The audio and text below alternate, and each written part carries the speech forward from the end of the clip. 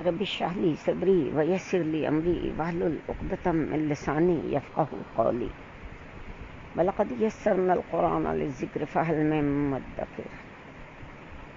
السلام علیکم ورحمۃ اللہ وبرکاتہ۔ آج ہم انشاءاللہ سورۃ المائدہ سے آغاز کریں گے۔ اعوذ باللہ من الشیطان الرجیم، بسم اللہ الرحمن الرحیم۔ سورۃ المائدہ سے قرآن پاک کی دوسری منزل کا آغاز ہوتا ہے، لیکن قرآن حکیم کے مکی اور مدنی صورتوں کے جو گروپس ہیں ان کے اعتبار سے پہلا گروپ ابھی ختم نہیں ہوا۔ سورۃ المائدہ اس گروپ کی آخری صورت ہے۔ ان گروپس کی تفصیل پہلے بیان ہو چکی ہے۔ ان میں سے پہلا گروپ ایک مکی صورت الفاتحہ اور 4 مدنی صورتیں سورہ بقرہ، سورہ آل عمران، سورۃ النساء اور سورہ مائدہ پر مشتمل ہے۔ تو مضامین کی مماثلت کے حساب سے سورۃ مائدہ کا جوڑا سورۃ النساء کے ساتھ بنتا ہے، اور ان دونوں صورتوں کا اسلوب بھی کافی حد تک آپس میں ملتا جلتا ہے۔ سورۃ النساء کا آغاز یا ایھا الناس سے ہوا تھا، جبکہ سورۃ المائدہ کا آغاز یا ایھا الذین آمنوا سے ہوگا۔ یا ایھا الذین آمنوا اوفوا بالعقود، اے اہل ایمان اپنے عہد و پیمان یعنی قول و قرار کو پورا کیا کرو۔ یا ایھا الذین آمنوا، یہ تو آپ بیش بہا بار پڑھ چکے ہیں، اے ایمان والو۔ اوفو، وفا کرو، پورا کرو۔ دیکھیں آخر میں جزم آیا واؤ کے اوپر، اس کا مطلب ہے یہ فعل امر ہے۔ بالعقود، اپنے عہد و پیمان کو۔ عقود عقدہ کی جمع ہے۔ عقدہ گرہ کو کہتے ہیں جس میں مضبوطی سے باندھنے کا مفہوم شامل ہے، لہذا عقود سے مراد وہ معاہدے ہیں جو باقاعدہ طے پا گئے ہیں۔ معاہدوں اور قول و قرار کی اہمیت یوں سمجھ لیجیے کہ ہماری پوری کی پوری سماجی اور معاشرتی زندگی قائم ہی معاہدوں پر ہے۔ معاشرتی زندگی کا بنیادی یونٹ ایک خاندان ہوتا ہے جس کی بنیاد ایک معاہدے پر رکھی جاتی ہے۔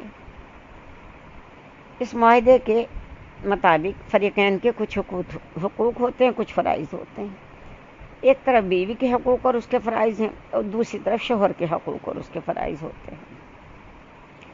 گویا تمام معاشی اور سیاسی معاملات قرآن حکیم کے ایک ہی حکم پر عمل کرنے سے درست سمت پر چل سکتے ہیں، اور وہ حکم ہے اوفو بالعقود، یعنی اپنے عہد و پیمان یا قول قرار کو پورا کیا کرو۔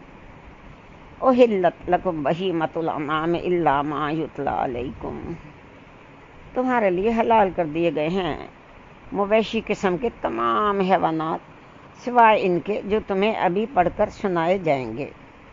احلت یہ ماضی مجہول ہے، حلال کر دیے گئے ہیں، لکم تمہارے لیے۔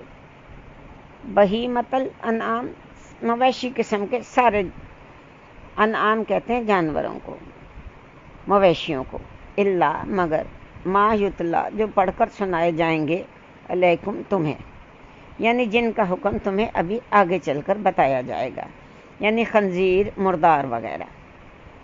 باقی وہ مویشی جو وحشی قسم کے جانور ہیں، مثلا شیر، چیتا وحشی ہیں، وہ حلال ہیں۔ تو وہ حلال نہیں ہیں، یہ آپ کو پتہ ہے کہ شیر، چیتا وغیرہ وحشی ہیں۔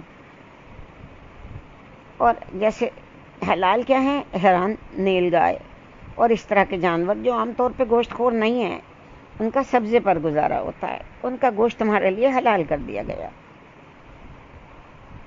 غیر محل الصید وانتم حرم، ناجائز کرتے ہوئے شکار کو جبکہ تم حالت احرام میں ہو۔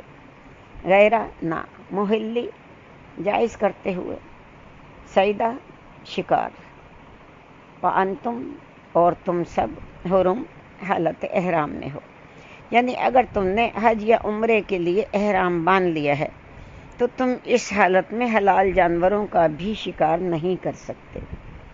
ان اللہ یحکم ما یرید، بے شک اللہ حکم دیتا ہے جو چاہتا ہے۔ ان اللہ، بے شک اللہ، یحکم مضارع ہے، وہ حکم دیتا ہے یا دے گا، ما جو، یرید وہ چاہتا ہے یا چاہے گا، یہ اللہ کا اختیار ہے، وہ جو چاہتا ہے فیصلہ کرتا ہے، وہ جو چاہتا ہے حکم دیتا ہے۔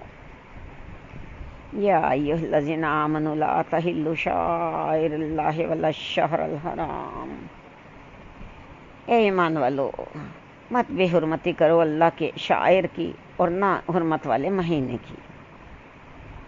یا ایھا الذین آمنوا، اے ایمان والو، لا تحلوا نہ بے حرمتی کرو، نہ حلال کر چھوڑو شعائر اللہ کی نشانیوں کو، اور نہ شہر الحرام حرمت والے مہینے، یعنی اللہ کی حرام کردہ چیزوں کو اپنی خواہش کے مطابق حلال مت کر لیا کرو، ولا الہدی اور نہ ہی ہدی کے جانوروں کی بے حرمتی کیا کرو، یعنی قربانی کے وہ جانور جو حج یا عمرے پر جاتے ہوئے لوگ ساتھ لے کے جاتے تھے۔ عربوں کے یہاں رواج تھا کہ وہ حج یا عمرے پر جاتے وقت قربانی کے جانور اپنے ساتھ لے کے جاتے تھے۔ یہاں ان جانوروں کی بے حرمتی کی ممانعت بیان ہو رہی ہے۔ ولا القلائد، اب یہ شروع میں جو آیا ہے لا تحلوا، وہ اس کے ساتھ بھی ہے، یعنی نہ حلال کر لو ان کو اور نہ تم ان کی بے حرمتی کرو، ولا القلائد اور نہ ان جانوروں کی بے حرمتی ہونے پائے جن کے گردنوں میں پٹے ڈال دیے گئے ہیں۔ قلائد کہتے ہیں پٹے ڈالنے کو۔ یہ پٹے عام طور پر قلادے کی علامت کے طور پر ڈال دیے جاتے تھے کہ یہ قربانی کے جانور ہیں اور کعبے کی طرف جا رہے ہیں، ان کو تم نے رستے میں پکڑ کے حلال نہیں کر دینا، وہ وہیں جا کر حلال ہوں گے جو بندہ حج یا عمرہ کرے گا۔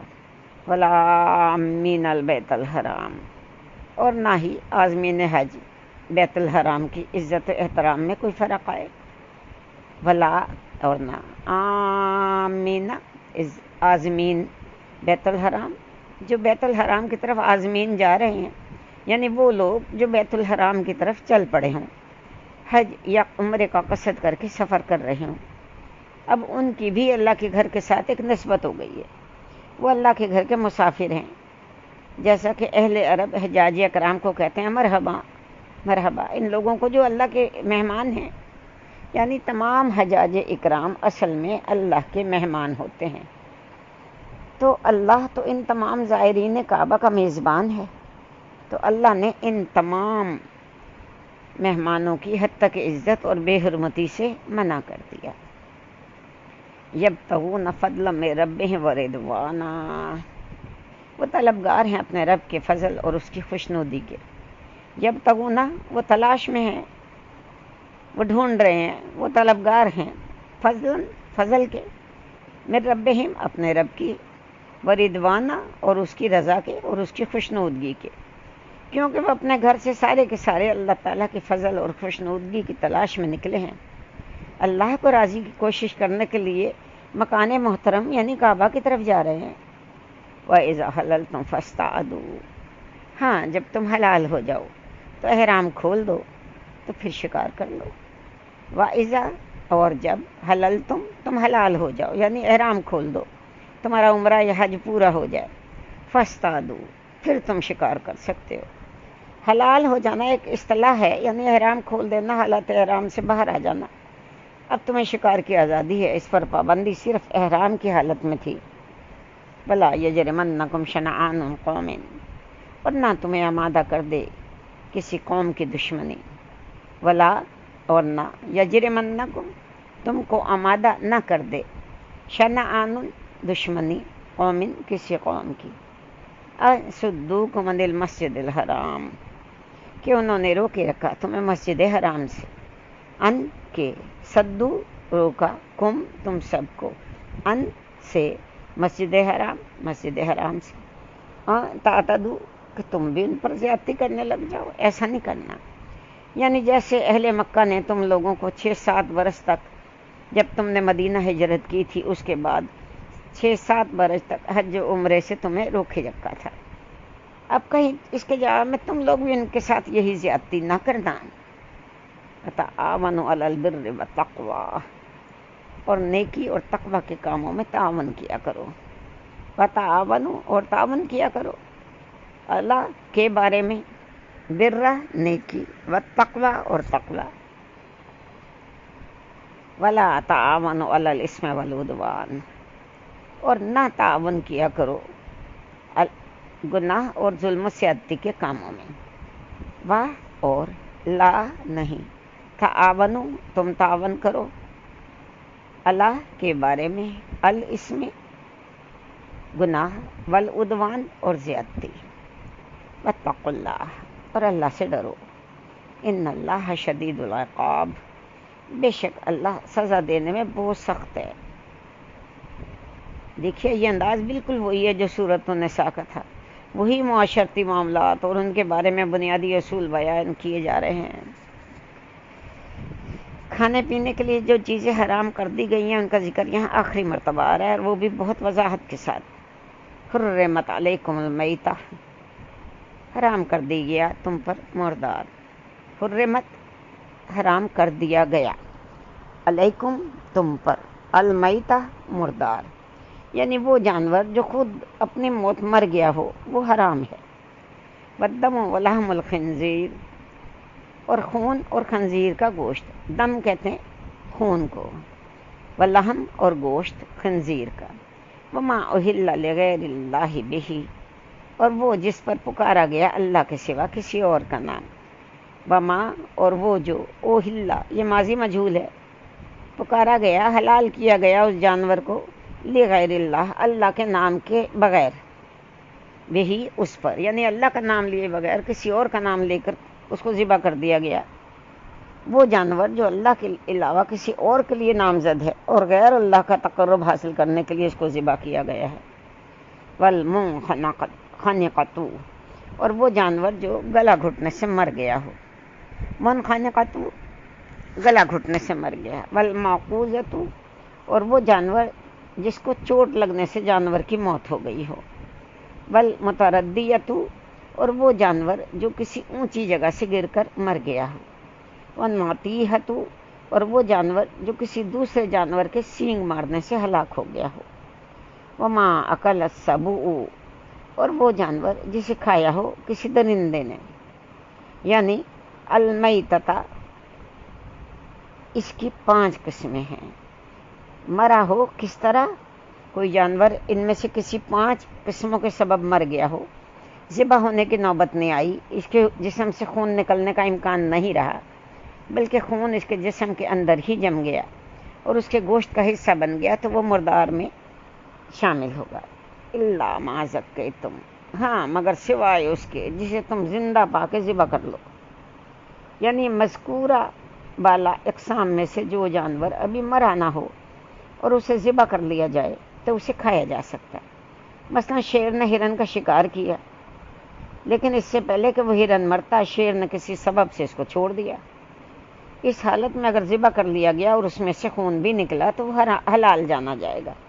جہاں جہاں شیر کا منہ لگا وہ حصہ کاٹ کے پھینک دو اور باقی گوشت کھانا جائز ہے. وما ذبح علی النصب، اور وہ جانور بھی حرام ہے جو ذبح کیا گیا کسی نصب، یعنی کسی ایسی جگہ پر جہاں پر منتیں مان کے ذبح کیا جاتا ہے جانور، یعنی کوئی آستانہ، کوئی ولی کا مزار، کوئی ولی اللہ کا مزار، کوئی دیوتا، کوئی دیوی. وما، اور جو ذبح یہ ماضی مجہول ہے، ذبح کیا گیا، اللہ نصب جگہ پر، خاص آستانے پر، کسی ولی اللہ کے مزار پر، کسی منت کے طور پر کہیں کسی دیوی کا استہان ہو، ایسی جگہوں پہ جا کے ذبح کیا جانور بھی حرام ہے. وَأَن تَقْسِمُوا بِالْأَزْلَامِ، اور یہ کہ جوئے کے تیروں کے ذریعے سے تقسیم کرو. اور ان یہ کہ تستقسموا تم تقسیم کرو، بالازلام جوئے کے تیروں سے. یہ بھی جوئے کی ایک قسم تھی. عربوں کے ہاں رواج تھا کہ قربانی کے بعد گوشت کے ڈھیر لگا دیتے تھے اور تیروں کے ذریعے گوشت پر جوا کھیلتے تھے. ذالکم فسق، یہ تمام گناہ کے کام ہیں. فسق یعنی بدکاری ہے، برا کام ہے، یہ اچھے کام نہیں ہے. الیوم یئس الذین کفروا من دینکم، آج کے دن وہ لوگ جو کافر ہیں وہ مایوس ہو گئے تمہارے دین سے. الیوم آج کے دن، یئس مایوس ہو گئے. کون؟ الذین کفروا جن لوگوں نے کفر کیا، من دینکم تمہارے کام سے، تمہارے دین سے. اب یہ کافر لوگ تمہارے دین سے مایوس ہو گئے۔ ان کا راستہ روکنا یعنی وہ لوگ حقیقت کو جان چکے ہیں کہ اللہ کا دین اب غالب ہو چکا ہے، اور اس کا راستہ روکتا اب ان کے بس کی بات نہیں ہے۔ فلا تخشوہم واخشونی، تو ان سے مت ڈرو، مجھ سے ہی ڈرو۔ یہ وخشون کے نیچے، نون کے نیچے جو زیر ہے یہاں پر چھوٹی یہ حذف ہوا ہے، اصل میں یہ وخشونی ہے۔ فلا تخشوہم، تم ان سے مت ڈرو، وخشونی، مجھ سے ڈرو۔ الیوم اکملت لکم دینکم، آج کے دن میں نے تمہارے لیے تمہارے دین کو مکمل کر دیا، کامل کر دیا۔ الیوم، آج کے دن، اکملت، مکمل کر دیا، کامل کر دیا، لکم، تمہارے لیے، دینکم، تمہارے دین کو، واتممت علیکم نعمتی، اور تمام کر دی تم پر میں نے اپنی نعمتیں، واتممت، اور میں نے تمام کر دی، تو کا مطلب ہے میں نے، علیکم، تم پر، نعمتی، میری نعمتیں، وردیت لکم الاسلام دینا، اور میں نے پسند کیا تمہارے لیے اسلام کو بحیثیت دین کے، اور ردیت یعنی راضی کیا میں نے، خوش ہوا میں راضی ہوا، لکم، تمہارے لیے، اسلام دینا، اسلام کو بحیثیت دین کے بنا کر، یعنی میرے ہاں پسندیدہ اور مقبول دین ہمیشہ ہمیشہ کے لیے صرف اسلام ہے۔ فمن اضطر فی مخمصۃ، پس جو اضطرار میں ہو اور بھوک میں مضطر ہو جائے،